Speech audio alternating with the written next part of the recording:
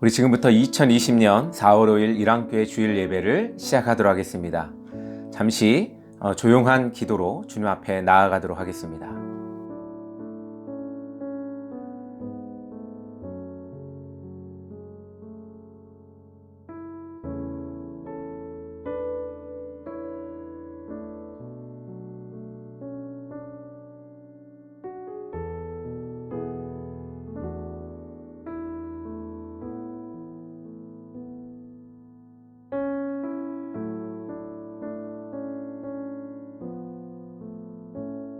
우리의 신앙을 사도신경을 통해 고백하도록 하겠습니다.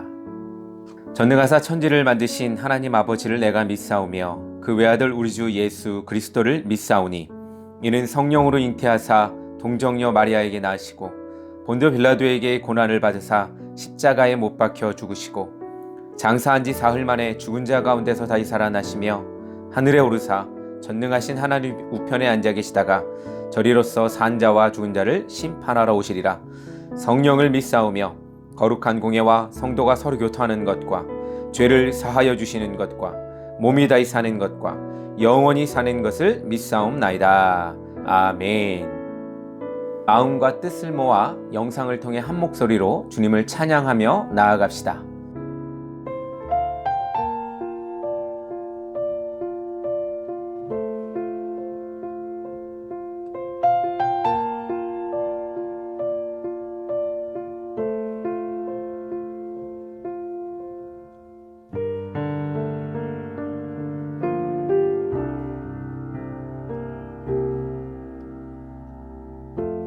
삶의 작은 일에도 그 마음을 알기 원하네. 그 길, 그 좁은 길로 가기 원해. 나의 작음을 알고 그분의 크심을 알며 소망, 그 깊은 길로 가기 원하네.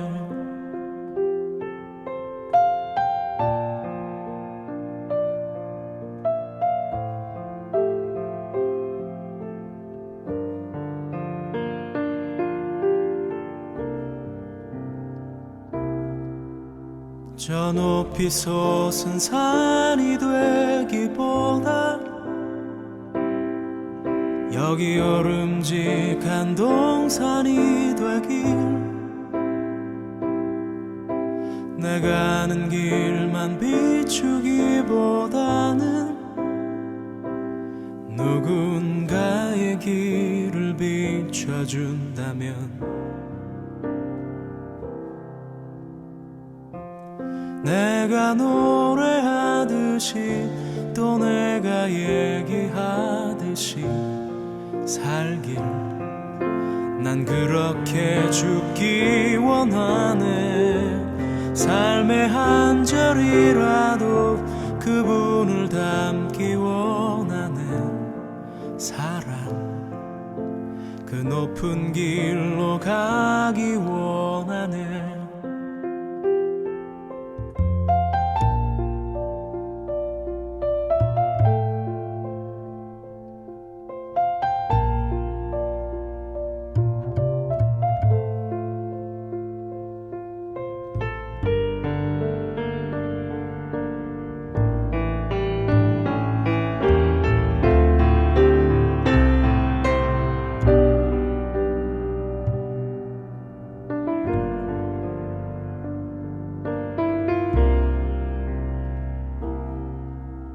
저 높이 솟은 산이 되기보다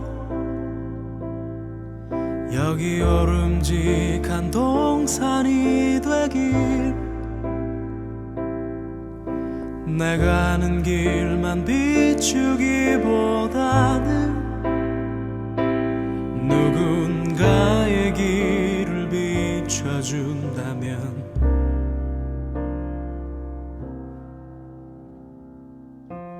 내가 노래하듯이 또 내가 얘기하듯이 살길, 난 그렇게 죽기 원하네.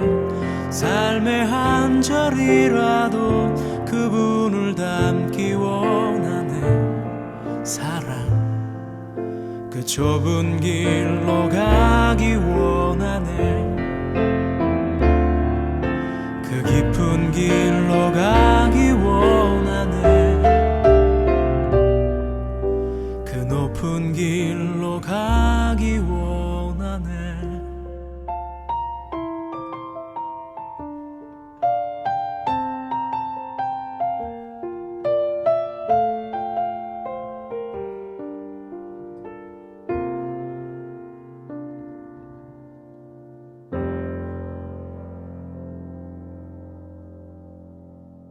오늘 말씀은 마태복음 21장 1에서 11절의 말씀입니다. 예수님께서 예루살렘에 입성하시는 장면이 그려진 구절입니다. 우리 한 목소리로 합독하도록 하겠습니다. 그들이 예루살렘에 가까이 가서 감난산 벳바겟에 이르렀을 때에 예수께서 두 제자를 보내시며 이르시되 너희는 맞은편 마을로 가라. 그리하면 곧 매인 나귀와 나귀 새끼가 함께 있는 것을 보리니 풀어 내게로 끌고 오라. 만일 누가 무슨 말을 하거든 주가 쓰시겠다 하라. 그리하면 즉시 보내리라 하시니 이는 선지자를 통하여 하신 말씀을 이루려 하심이라. 일러스되 시온 딸에게 이르기를 내 왕이 내게 임하나니 그는 겸손하여 나귀 곧 멍에 매는 짐승의 새끼를 탔도다 하라 하였느니라. 제자들이 가서 예수께서 명하신 대로 하여 나귀와 나귀 새끼를 끌고 와서 자기들의 겉옷을 그 위에 얹음에 예수께서 그 위에 타시니 무리의 대다수는 그들의 겉옷을 길게 펴고 다른 이들은 나뭇가지를 베어 길에 펴고 앞에서 가고 뒤에서 따르는 무리가 소리를 높여 이르되 호산나 다윗의 자손이여 찬송하리로다. 주의 이름으로 오시는 이여 가장 높은 곳에서 호산나 하더라. 예수께서 예루살렘에 들어가시니 온 성이 소동하여 이르되 이는 누구냐 하거늘 무리가 이르되 갈릴리 나사렛에서 나온 선지자 예수라 하니라. 아멘. 할렐루야. 우리에게 고통이 계속해서 늘어가는 이 시기에 모두들 안녕하십니까? 주님의 위로와 평안이 여러분들의 가정과 모든 삶의 터전에서 함께 하시기를 간절히 소망합니다. 오늘은 종료주일 및 고난주간이 시작되는 주일입니다. 오늘 말씀을 통하여 예수님의 고난의 길을 여러분들도 함께 걸어가시며 겸손을 배우는 여러분들이 되기를 축복합니다. 요즘 세상은 새로운 세상을 낳느라 분주함을 보이고 있습니다. 이곳저곳에서 푸르른 색들이 피어나고 있고 꽃들도 얼굴을 내밀고 있습니다. 이렇게 자연이 살아 생동감이 넘치는 모습이 가끔은 야속하게 느껴집니다. 전 세계적으로 이 코로나19 때문에 이렇게 힘든데 자연은 속도 모르고 이렇게 아름답게 핀다는 게 괜히 심술이 나기도 합니다. 어쨌든 잡으려고 애를 써도 속절없이 흘러가는 봄입니다. 그런데 돌이켜보면 사람이 얼마나 자연에게 잘못된 짓을 하며 살았는지 깨달음을 주는 시기인 것 같기도 합니다. 요즘 이 코로나19로 인해 많은 것들이 멈춘 것 같은 느낌이 듭니다.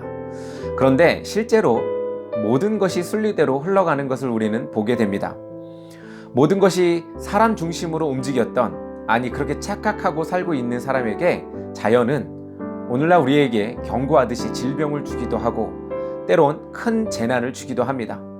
마치 하나님 무서운지 모르고 바벨탑을 쌓아 올리고 있는 모습을 상상하게 합니다. 인간을 넘어 우주를 바라보는 이 시대에 사람들의 세계관은 한참 뒤처져 있는 듯합니다. 또한 성경은 우리가 중심이 되어 해석하고 적용하려고 합니다. 물론 성경은 하나님이 사람에게 주시는 말씀입니다. 그러나 궁극적으로 보면 성경의 주인공은 사람이 아니라 하나님입니다. 더 나아가 성경은 하나님과 모든 만물이 그 중심에 있습니다. 처음 하나님의 계획 속에 사람의 영역은 고작 에덴이라는 작은 동산에 국한됩니다. 그 에덴도 사람 중심으로 만들어진 것이 아니라 하나님과의 약속, 그거의 상징인 나무를 중심으로 자연과 함께 어우러져 살기를 하나님께서는 계획하셨습니다. 이는 모든 중심이 사람이 아니라 하나님이 만드신 모든 만물이 함께 공존하며 그것을 이끄시는 하나님이 중심이 되어야 합니다. 그렇습니다. 우리는 우리가 범하지 말아야 할 것이 바로 여기에 있습니다. 하나님의 의도를 우리 마음대로 해석하고 적용하는 것입니다. 구약시대부터 이런 가오는 항상 있었습니다. 예를 들어 모세의 때에 이런 착각을 수없이 많이 합니다. 특별히 광야를 걷던 이스라엘 사람들은 모세가 없는 사이에 금송아지를 만들어 절하게 됩니다. 그 자리에 있던 사람들의 모습은 그들 편한 대로 해석하고 대상물을 만들어 의지하고자 합니다. 이런 모습은 그들만의 모습이 아닙니다. 우리의 모습 속에도 이러한 모습이 있습니다. 여러분들은 어떻습니까? 지금 무엇을 의지하고 있습니까? 정말 하나님을 의지하고 있습니까? 아니면 내가 만들어낸 방법과 방식을 의지하고 있습니까? 또는 여러분들의 경험을 의지하고 있습니까? 혹은 지금 보이는 그것을 의지하고 있지 않습니까? 저 또한 그렇습니다. 저의 경험, 저의 생각대로 결과를 미리 만들어 놓고 그것이 하나님의 목적인 것과 목표인 것처럼 힘을 다해 달려갈 때가 있습니다. 결과가 좋던 좋지 않던 항상 지치고 힘들게 되는 상황을 보게 됩니다. 감사보다는 원망이 더 많아지고 기쁨보다는 외롭고 고단함만 느낄 때도 많습니다. 특히 힘들고 어려울 때는 하나님께 전부 다 드릴 것처럼 기도하다가도 뭔가 좋은 일이 주어지면 자신의 능력으로 한 것처럼 우쭐대는 경우가 있습니다. 이러한 모든 것이 우리가 중심이 되어 하나님의 의도를 좌지우지하는 것이 아니겠습니까? 그렇습니다. 우리가 오롯이 주님만을 의지한다는 것은 그분의 의지를 따르는 것입니다. 그러기 위해서는 우리의 것을 전부 드리는 것입니다. 우리의 생각을 내려놓고 내 삶을 하나님이 인도하게끔 우리를 드려야 합니다. 그럴 때 우리는 전적으로 하나님을 의지할 수가 있습니다. 하나님을 의지한다는 것은 거창한 것이 아닙니다. 나를 드린다는 것은 지극히 작은 것입니다. 생각해 보십시오. 여러분들이 이루 말할 수 없을 만큼 큽니까? 아니면 여러분들이 거대합니까? 아니면 위대합니까? 그렇습니다. 우리는 아주 작은 존재입니다. 그 많은 사람들 속에 미랄처럼 작게 오늘을 살아가고 있습니다. 전적인 의지는 나의 작음을 알고 내가 작아질 때 할 수 있는 것입니다. 이것을 우리는 겸손이라고 말합니다. 내 의도는 접어놓고 하나님이 이끄시도록 우리는 우리에게 주어진 일들을 충실히 묵묵히 해나가는 것입니다. 참으로 살기 힘듭니다. 어려운 시절입니다. 만약 지금 여러분들이 이루 말할 수 없이 힘들다면 주님께 더더욱 모든 것을 맡기시기 바랍니다. 하나님이 하실 일들을 기대하시기 바랍니다. 우리의 삶이 비록 지금 골고다의 언덕길을 걷고 계신 예수님과 같다면 하나님께서 이끄시는 예수님의 걸음을 오늘 묵상하며 함께 그 길을 걸어가시기를 소망합니다. 첫 번째, 예수님의 걸음에는 두 제자의 순종이 있었습니다. 우리 1절 한번 같이 읽습니다. 그들이 예루살렘에 가까이 가서 감람산 벳바겟에 이르렀을 때에 예수께서 두 제자를 보내시며, 나를 내놓고 예수님을 따른다는 것은 나의 생각을 내려놓고 순종하는 것입니다. 오늘 말씀에 두 제자의 순종이 나옵니다. 어떤 제자인지 사복음서를 아무리 찾아봐도 나오지 않습니다. 만약 이름이 나왔더라면 그 이름은 칭송받을 만할 것입니다. 예수님과 제자들은 십자가 사건이 있기 일주일 전 예루살렘 가까이에 당도하였습니다. 예수님은 예루살렘에 들어가야 했습니다.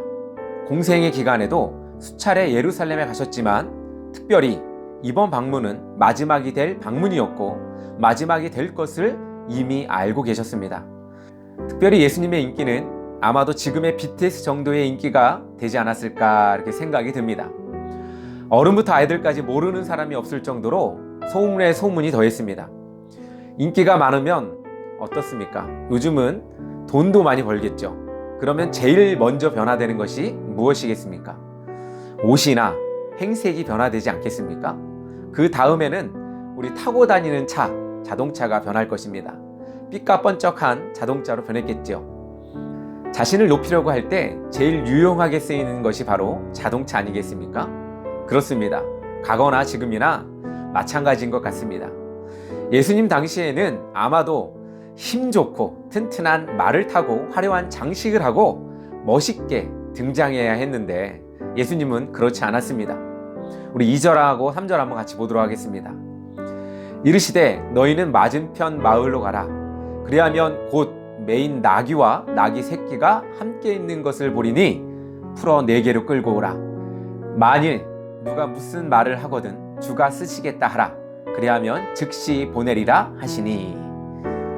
예수님은 앞서 말한 두 제자를 보내시며 말씀하십니다. 나귀 새끼를 데려오라는 것입니다. 두 제자들은 이왕 가져올 수 있다면 좋은 것을, 화려한 것을 가져오라고 하시지 왜 하필이면 나귀야? 그것도 나귀 새끼야? 라고 반문을 던질 만도 합니다. 그러나 아무 말 없이 두 제자는 나귀 새끼를 데리러 갔습니다. 그리고는 제자들은 예수님이 전하라고 하신 말씀을 전하고는 나귀와 나귀 새끼를 데리고 옵니다. 만약 우리라면 어떻게 했을까요? 예수님은 두 제자에게 말씀하셨습니다. 다른 이유가 없이 예수님이 말씀하신 주가 쓰시겠다고 하라 라는 말이었습니다. 제자들이 깡패도 아니고 강도도 아니고 그냥 달래면 줍니까? 그러나 제자들은 특별히 다른 이유를 대지 않았습니다. 예수님 말씀에 순종하여 맡겨진 일을 할 뿐이었습니다. 제자들의 생각을 내세우지도 않았고 거부하지도 않았습니다. 그렇습니다. 예수님의 고난의 길을 따름에 있어 우리가 가져야 할 모습이 오늘 본문의 두 제자가 아닌가 생각해 봅니다. 만약 두 제자가 자신의 의지나 뜻으로 결정했다면 어떠했을까요? 우리는 때로 겉모양에 치우쳐 내면의 성숙보다는 외형적인 것을 쫓을 때가 많습니다. 신앙도 그렇습니다. 우리의 겉모습은 신앙생활에서 무엇입니까? 오랜 기간 교회에 출석했고 열심히 다녔더니 집사도 되고 권사도 되고 장로도 되고 뭐 이런 모습입니까? 그리고 직분이 뭔가 이룬 것 같은 면류관이 되어서 대접받고자 하는 모습입니까? 이런 것들은 외형적인 것입니다. 물론 내적인 신앙생활의 결과물로 주어지는 경우가 대부분일 거라고 저는 생각하고 믿고 싶습니다. 그럼 우리의 내적인 성숙이 무엇입니까?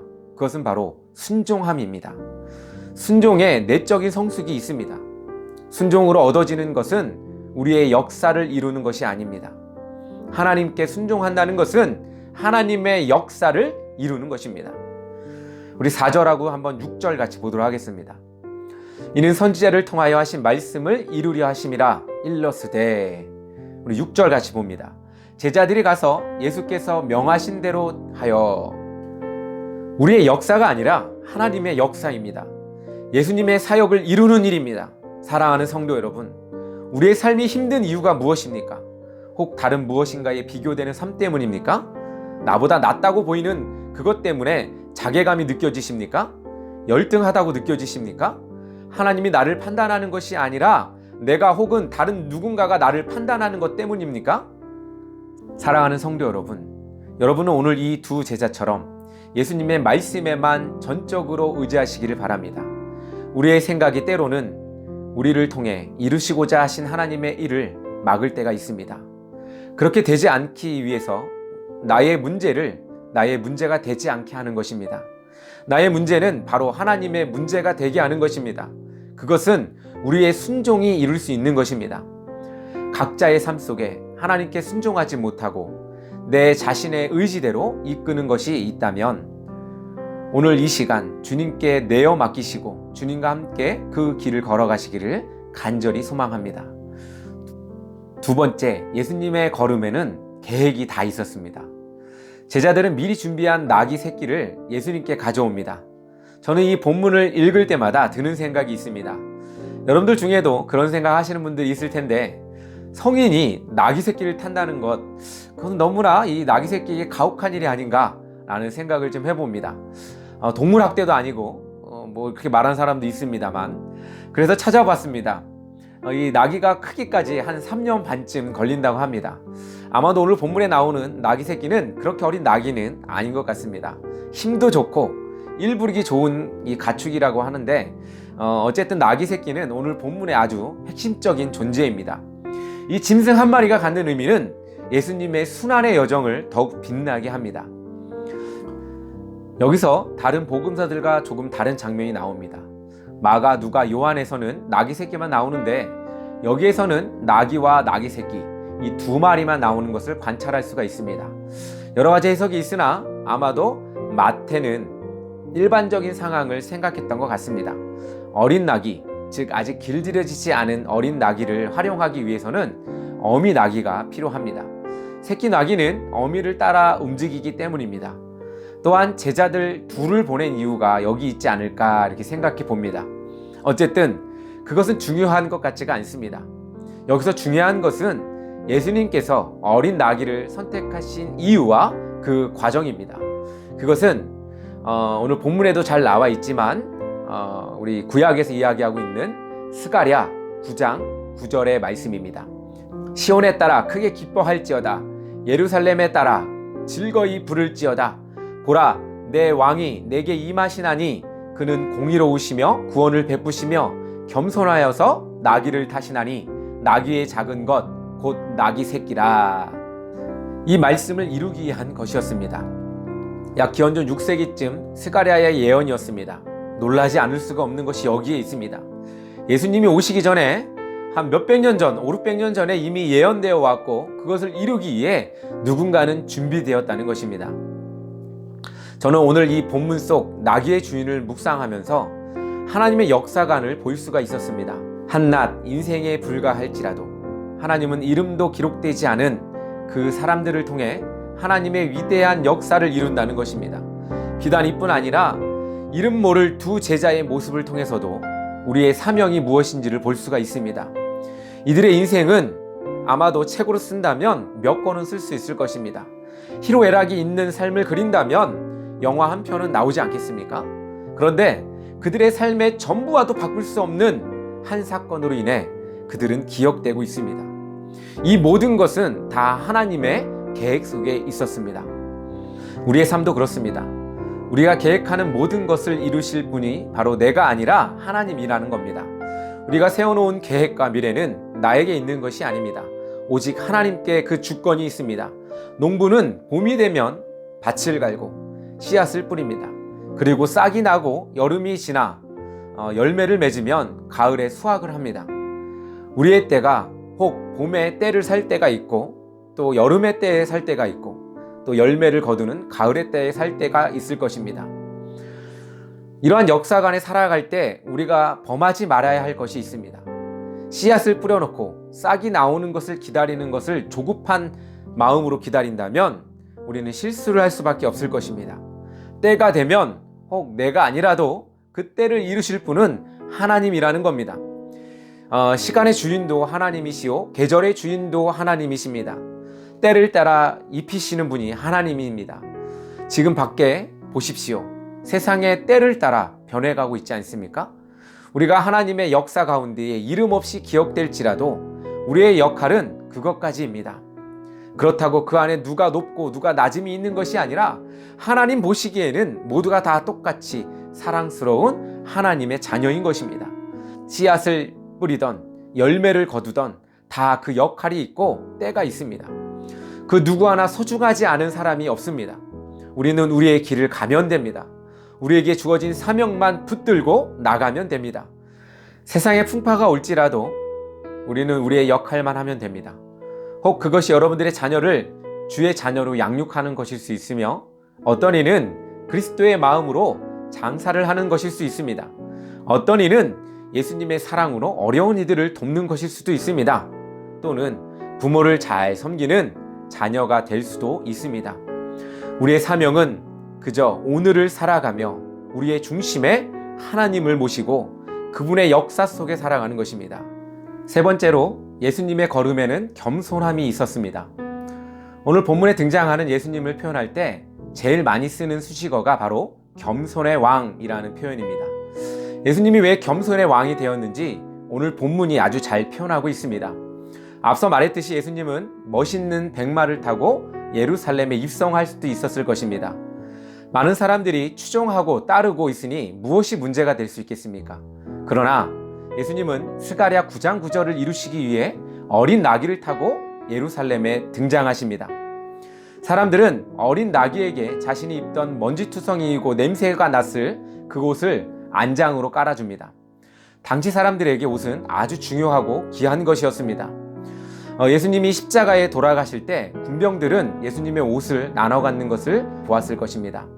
그만큼 옷은 누더기라고 할지라도 한 사람에게 있어 보물 1호 정도 될 것입니다. 그런 옷을 사람들은 과감하게 내어놓았습니다. 옷을 벗는 것만큼 겸손함을 표현할 수 있는 방법은 없습니다. 예수님을 맞이하는 사람들은 예수님을 민족의 왕으로, 정치적 왕으로 예수님께 깍듯이 대접합니다. 예수님과 제자들이 걸어가는 길에 종려 나뭇가지를 펴서 가는 길을 더 의미 있게 했습니다. 예수님은 그렇게 사람들의 의도와 바람하고는 다른 의미로 그 길을 걸어가십니다. 그리고 그 길을 지나는 예수님을 보고 사람들은 외칩니다. 우리 9절 함께 보도록 하겠습니다. 앞에서 가고 뒤에서 따르는 무리가 소리 높여 이르되 호산나 다윗의 자손이여 찬송하리로다. 주의 이름으로 오시는 이여 가장 높은 곳에서 호산나 하더라. 여기서 호산나의 의미는 아람어로 호샤나, 헬라어의 발음으로 호산나, 즉 구원하소서, 찬양하리라, 영광이로다, 이런 뜻입니다. 시편 118편 25절을 보면 이렇게 나와 있습니다. 여호와여 구하옵나니 이제 구원하소서. 여호와여 우리가 구하옵나니 이제 형통하게 하소서. 시편 117편 1절에는 너희 모든 나라들아 여호와를 찬양하며 너희 모든 백성들아 그를 찬송할지어다. 이것을 종합적인 한 단어로 호산나라고 표현합니다. 우리는 호산나 호산나 이렇게 하며 찬양하기도 합니다. 그러나 당시 모인 이들이 외치는 호산나의 의미는 예수님의 의도와는 전혀 다르게 예수님을 바라보고 있습니다. 예수님은 새끼 나귀를 타고 겸손의 왕으로 오시는데 사람들은 외칩니다. 가장 높은 곳에서 호산나. 예수님의 계획은 십자가 죽음으로 가고자 마지막 예루살렘으로 들어가시는데 말입니다. 승리의 개선장군을 맞이하듯 예수님을 맞고 있는 당시의 사람들의 모습을 볼 수가 있습니다. 예수님은 사람들의 외침 속에서 꿋꿋이 나귀 새끼를 타고 시온의 왕으로 모든 인류를 구원하기 위해서 무거운 멍에를 지고 그 길을 자신을 최대한 낮춰서 겸손하게 그 길을 걸어가고 계십니다. 그 많던 군중이 있었지만 그중 한 명도 예수님이 십자가에 못 박혀 죽을 것을 상상도 못했습니다. 사람들은 스스로 자신들의 생각과 자신들이 원하는 모습으로 예수님을 그렸습니다. 그리고 그렇게 되기를 소원했습니다. 죄악에 찌든 자신들의 모습을 보지 못하면서 자신들의 왕이 되어주기를 원했습니다.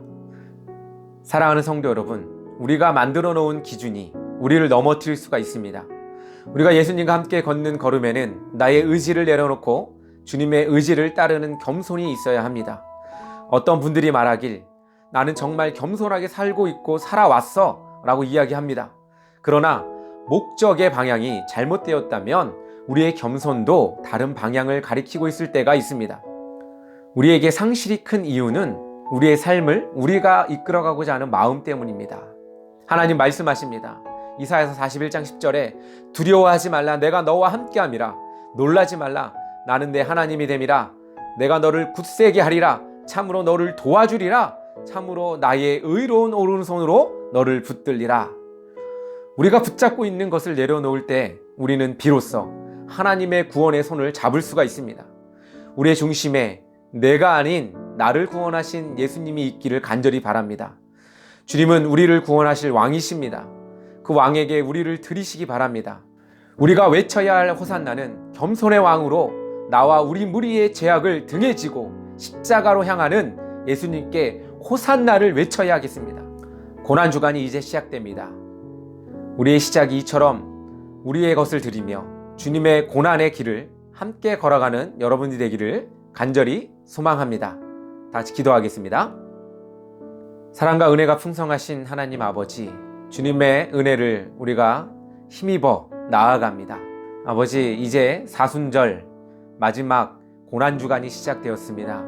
주님의 그 고난의 걸음 우리가 함께 따라 나가길 원합니다. 아버지 하나님, 특별히 우리 또한 주님의 말씀을 따르며 주님의 계획 안에서 살아가길 원합니다.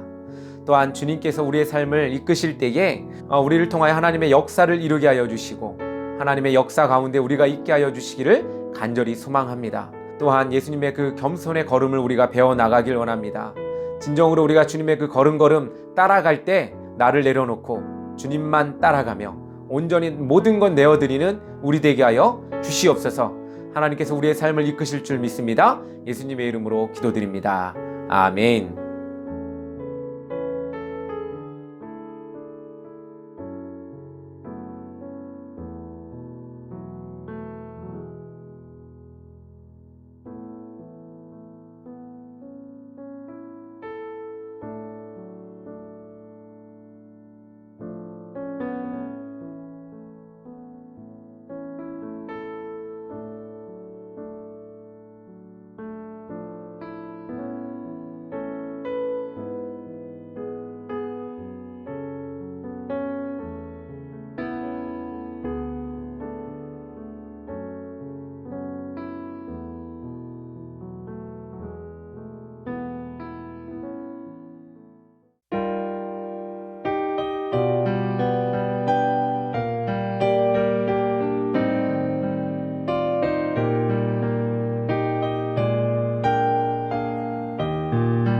예수님의 은혜와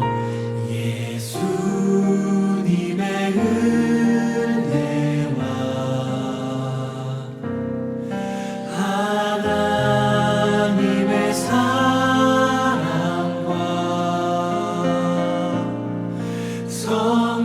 성령님의 사귐이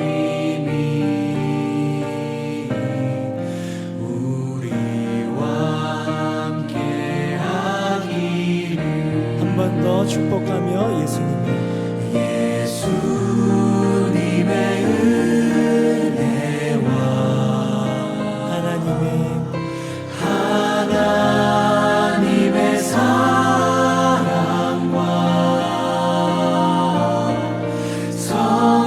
성령님의 사귐이 우리와 함께하기. 마지막으로 목소리 높여 예수님의 은혜와 하나님의 사랑과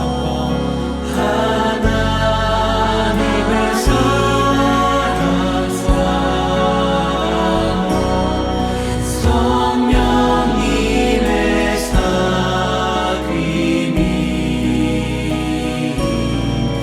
우리와 함께하기를. 마음 감아 정직한 마음으로 기도합니다.